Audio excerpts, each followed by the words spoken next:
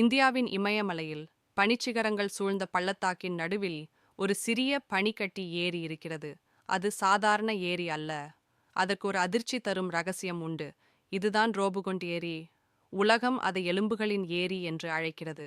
முதல் பார்வையில் இது ஒரு அமைதியான பனிச்சரிவு ஏரி போலத் தெரியும். ஆனால் பனி கரையத் தொடங்கும் போதே ஒரு பயமூட்டும் காட்சி வெளிப்படும். ஏரிக்குள், அதன் கரைகளிலும் நூற்றுக்கணக்கான மனித எலும்புகள் கிடக்கின்றன. முழுமையாக காக்கப்பட்ட தலைகளும் சிதறி கிடக்கும் எலும்புகளும் நூற்றாண்டுகளாக அமைதியாக உறங்கிக் கொண்டிருப்பதைப் போல. இந்த எலும்புகள் யாருடையது? அவர்கள் எல்லாம் இங்கே எப்படி இறந்தார்கள்? கிராம மக்கள் தலைமுறைகள் முழுவதும் ஒரு கதையைச் சொல்லி வந்தார்கள். அது கன்னௌஜ் மன்னன் ஜஸ்தாவல் பற்றியது.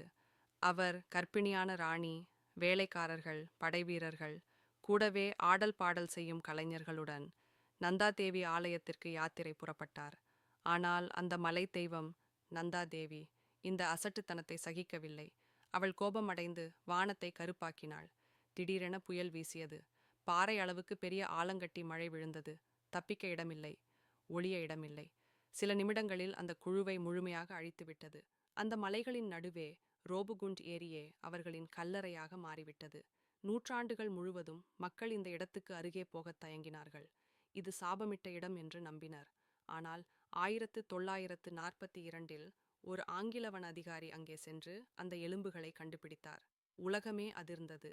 சிலர் அவர்கள் படையில் இறந்த வீரர்கள் என்று சொன்னார்கள். சிலர் இது பலியிடப்பட்டவர்கள் என்றார்கள்.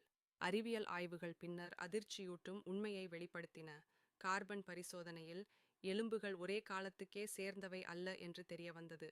சில எலும்புகள் கிபி 9ஆம் நூற்றாண்டைச் சேர்ந்தவை, சில எலும்புகள் 19ஆம் நூற்றாண்டைச் சேர்ந்தவை. மேலும் அதிசயமாக அந்த மக்கள் அனைவரும் ஒரே சமூகத்தினரல்ல. சிலர் இமயமலை கிராமங்களைச் சேர்ந்தவர்கள். ஆனால் சிலர் உயரமாகவும் வெளிரிய தோற்றத்துடனும் இருந்தார்கள்.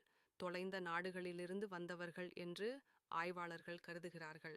ஆனால் இன்னும் வியப்பூட்டியது என்ன தெரியுமா? பெரும்பாலான எலும்புகளில் வட்டமாகப்பட்ட காயங்கள் இருந்தன. அது கல் அளவுக்கு பெரிய ஆலங்கட்டி மழைப்பட்ட சுவடுகள் போல் இருந்தது. அதாவது பழங்கதையில் சொன்னது உண்மையா?